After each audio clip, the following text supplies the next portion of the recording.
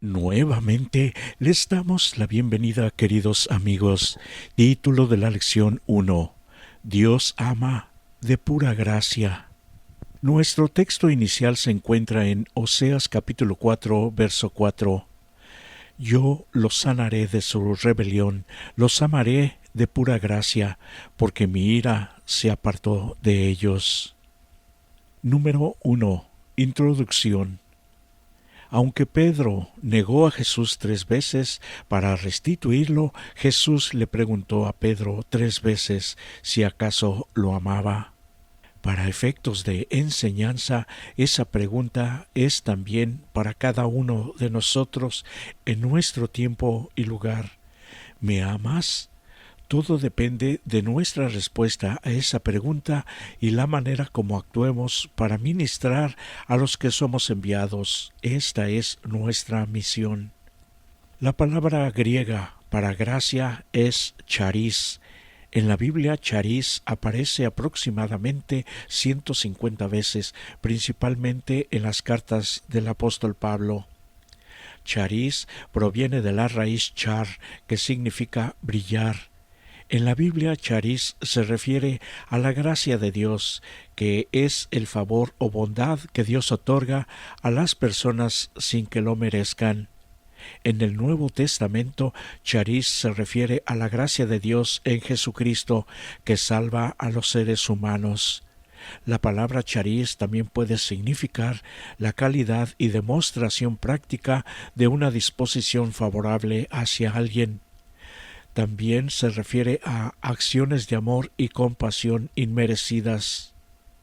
La gracia celestial es la que integra a los creyentes para venir a ser parte de la familia de la fe cristiana con nuestro increíble Dios amoroso. Número 2. Más allá de las expectativas razonables. Dios no solo nos pregunta ¿me amas?, Él ama a todo ser humano por pura gracia, pero también pregunta a cada persona si acaso lo ama a Él. Dios nos ama mucho más de lo que humanamente podemos imaginar. Conocemos ese amor por la manera como se nos ha revelado a lo largo de la historia de sus hijos e hijas con Él. Es un amor real. Por ejemplo, en Éxodo capítulo 33, todo parecía perdido, cuando después de ser liberados de Egipto, Israel se rebeló contra Dios y adoró un becerro de oro. Con esto, el pueblo había perdido todo derecho a los privilegios y las bendiciones del pacto que Dios les había concedido, pero aún así el Señor decidió por pura gracia, continuar en la relación de pacto con ellos, a pesar de que eran indignos de las bendiciones por haber quebrado su pacto con Él. En Éxodo 33:19, Dios no está actuando arbitrariamente, eligiendo con quienes será misericordioso y compasivo, con unos sí y con otros no. La teología popular está equivocada al afirmar que Dios predestina a algunos para que se salven y a otros para que se enfrenten a las consecuencias del pecado, la condenación y la desaparición eterna. Lo que está proclamando Dios es que como creador de todo, tiene el derecho y la autoridad de conceder gracia y compasión de la manera más pura y libremente, incluso a las personas que menos lo merecen. Es para que todos lo aceptemos. Dios así manifiesta su amor y lo hace más allá de cualquier expectativa humanamente razonable. Si no fuera así, muchos de nosotros estaríamos ya fuera de su misericordia y perdón. Todavía nos ama y busca, y son buenas noticias para nosotros y para todo el mundo las que debemos compartir. Dios hoy sigue manifestándose a tu favor mucho más de lo que podrías esperar. Tanto así nos ama, pero no será así para siempre. Por eso aprovechemos la oportunidad que hoy se nos brinda. Número 3. Amor no correspondido. El profeta Oseas es otro ejemplo sorprendente del amor de Dios por la humanidad caída. Dios pidió al profeta para que fuera, se casara y tuviera hijos con una prostituta, como símbolo de prostitución idólatra de los israelitas. Oseas y su esposa infiel son una representación viviente del amor de Dios por su pueblo, es decir, el amor de Dios por quienes no lo merecen. Vez tras vez el pueblo se rebeló contra Dios, a pesar de la fidelidad y el amor que manifestó hacia ellos. En consecuencia, la Escritura describe repetidamente a Dios como el amoroso esposo no correspondido por una cónyuge infiel. Aunque Dios le había amado perfecta y fielmente, pero ellos lo habían despreciado y habían servido y adorado a otros dioses inventados, entristeciéndolo profundamente y rompiendo la relación de la manera más vil y aparentemente irremediable. En Oseas capítulo 14 versos 1 al 4, Dios declara: «Yo los sanaré de su rebelión, los amaré de pura gracia». Esta expresión de pura gracia se refiere a que Dios se ofrece voluntariamente, el mismo término utilizado para designar las ofrendas voluntarias en el sistema del santuario, donde simbólicamente se representa la forma voluntaria como Jesús se ofrece para pagar por nuestros pecados.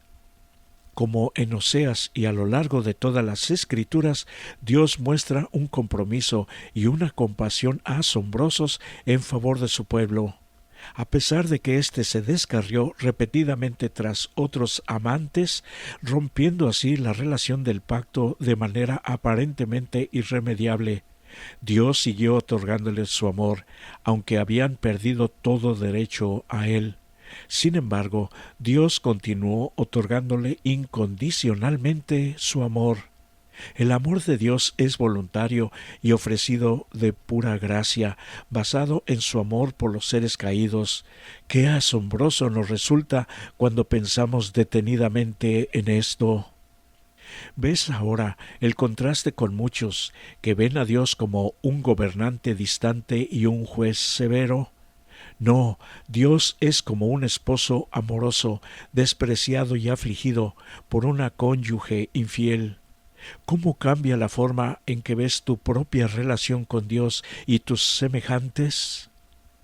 Número 4. Amor gratuito. Dios no sólo continuó otorgando su amor gratuitamente a Israel a pesar de las repetidas rebeliones, sino que también sigue amándonos a nosotros aunque somos pecadores. No merecemos el amor de Dios y nunca podríamos ganárnoslo. Dios no nos necesita. El Dios de la Biblia no necesita nada. El amor de Dios por ti, por mí y por todas las personas es enteramente fruto de su propia voluntad. Dios creó libremente este mundo, en consecuencia es digno de toda gloria, honor y poder. Él no necesitaba crear ningún mundo. Aún antes de la creación de este o de cualquier otro, ya disfrutaba de la relación de amor que existía entre los integrantes de la deidad. El Evangelio de Juan capítulo 17 verso 24 declara que Dios no necesitaba criaturas que fueran objeto de su amor, pero de acuerdo con su carácter amoroso decidió crear el mundo y entrar en una relación de amor con sus criaturas. Dios no solo creó este mundo por iniciativa propia y como una expresión de su amor generoso, sino que también sigue amando a los seres humanos por iniciativa propia, incluso después de que éstos cayeron en pecado en el Edén, e incluso después de que nosotros pecáramos personal y voluntariamente. Tras la caída en el Edén, Adán y Eva no tenían derecho a seguir viviendo y disfrutando del amor de Dios. Pero nuestro Creador, que sustenta todas las cosas con la palabra de su poder, sostuvo su vida e hizo un camino para reconciliar a la humanidad consigo mismo en virtud de su gran amor, misericordia y gracia. Y esa reconciliación también nos incluye a nosotros, a ti y a mí. El amor y el carácter de Dios es tan contundente y eterno que continuará existiendo siempre, a pesar del hecho de que lo siga negando este mundo caído. Aunque solo por un poco de tiempo más, todavía somos objeto de su amor, y este pensamiento debería motivarnos a amarlo totalmente, sin medida, sin reservas, y obedecerle para llegar finalmente al propósito por el cual fuimos creados. Oh, gracias Dios, porque nos quieres para ser tu familia por toda la eternidad. La mente humana secular ¿acaso puede entender esto en profundidad? Número 4. Muchos son llamados, pero pocos escogidos. Dios no solo ama a las personas por iniciativa propia, sino que también las invita a corresponder a su amor.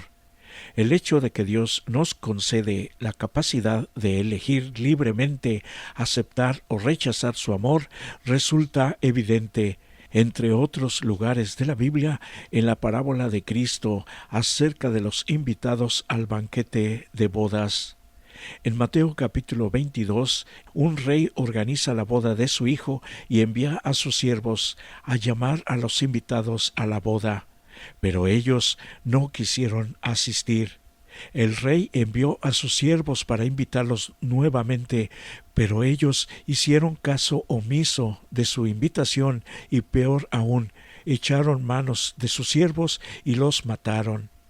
Más tarde, después de tratar con quienes habían asesinado a algunos de sus mensajeros, el rey dijo a sus siervos: «La boda a la verdad está preparada, pero los que fueron invitados no eran dignos.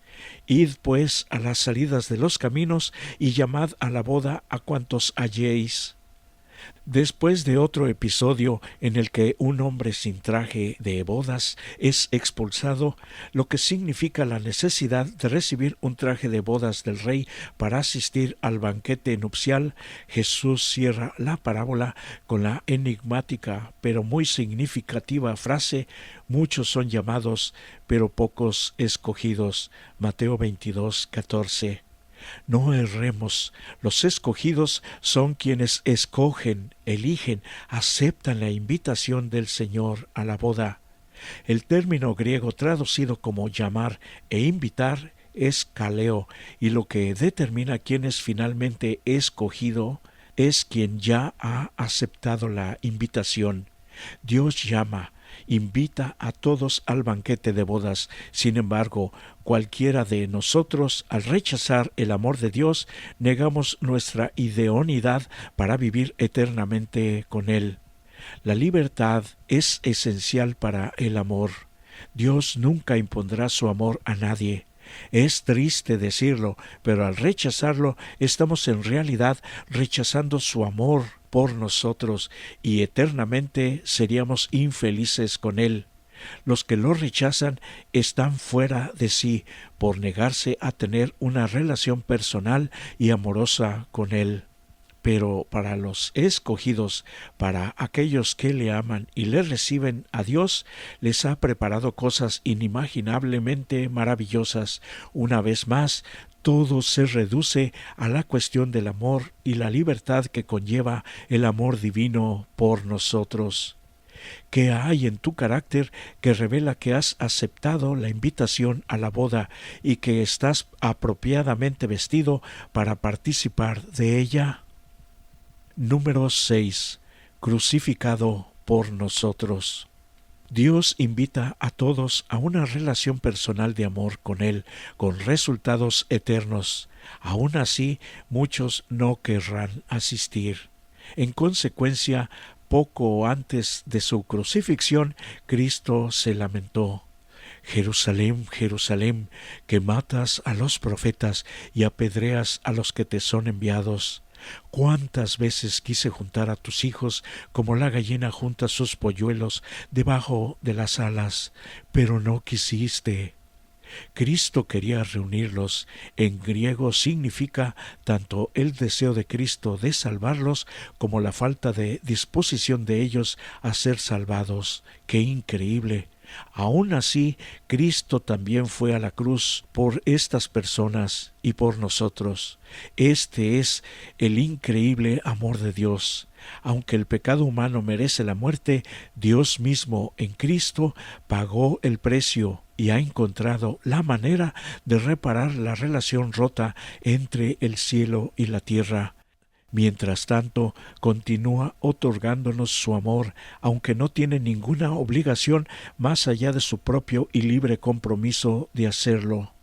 En Juan capítulo 10, versos 17 y 18 y Gálatas capítulo 2, verso 20, vemos que en la cruz, la demostración máxima del amor de Dios, allí Cristo por su propia voluntad e iniciativa se entregó por nosotros.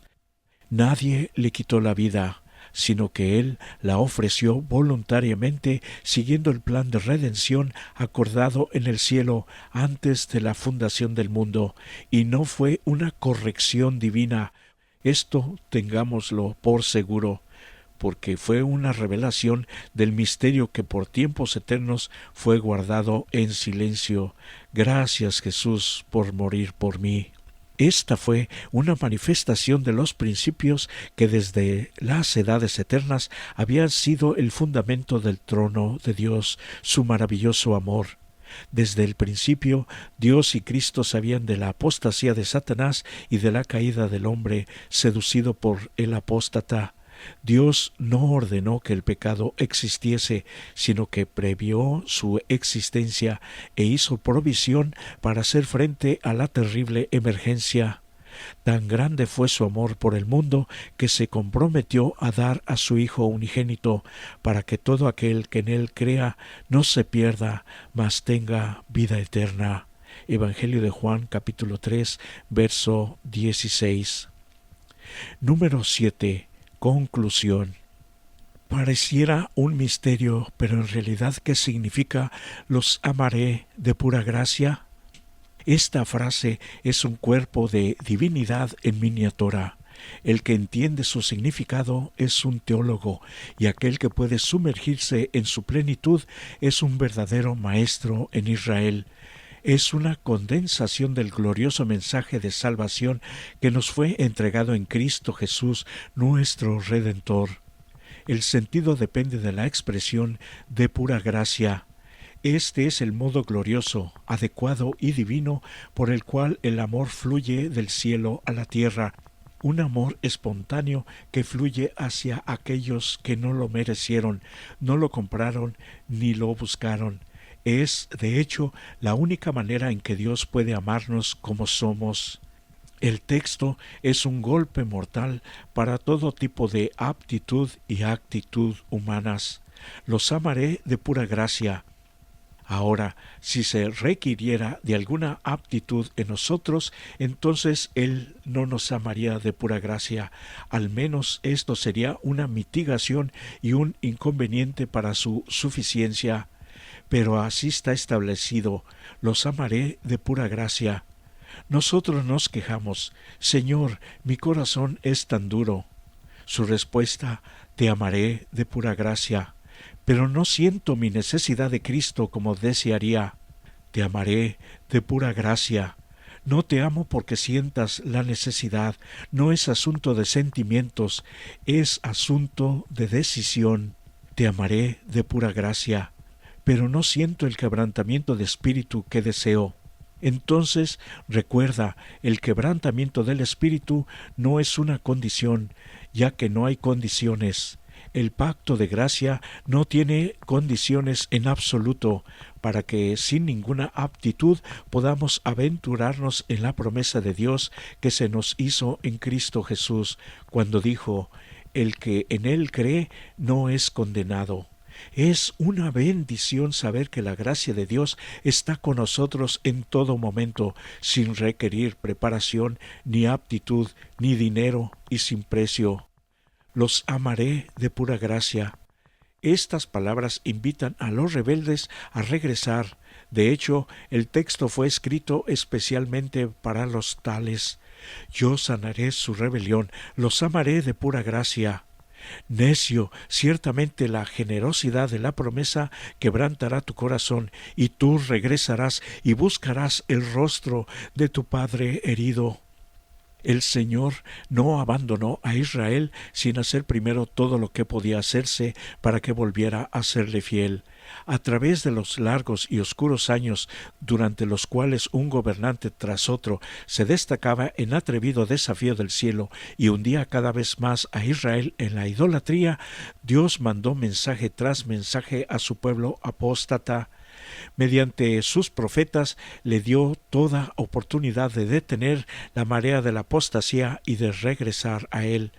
Durante los años ulteriores a la división del reino, Elías y Eliseo iban a aparecer y trabajar, e iban a oírse en la tierra las tiernas súplicas de Oseas, Amós y Abdías.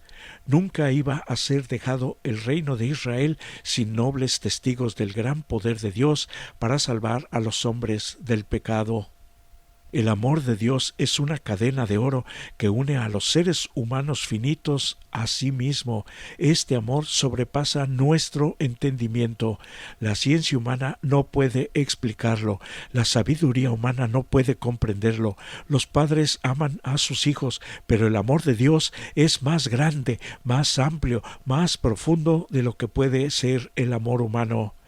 Todo el amor paternal que se ha transmitido de generación en generación a través del canal de los corazones humanos, todos los manantiales de ternura que se han abierto en los hijos de los hombres, no son más que un pequeño riachuelo en el océano sin límites en comparación con el amor infinito e inagotable de Dios. La lengua no puede expresarlo, la pluma no puede describirlo. Podéis meditar sobre él todos los días de vuestra vida, podréis escudriñar las Escrituras diligentemente en un esfuerzo por comprenderlo, podéis hacer uso de todo el poder y la capacidad que Dios os ha dado, y sin embargo hay una infinidad más allá.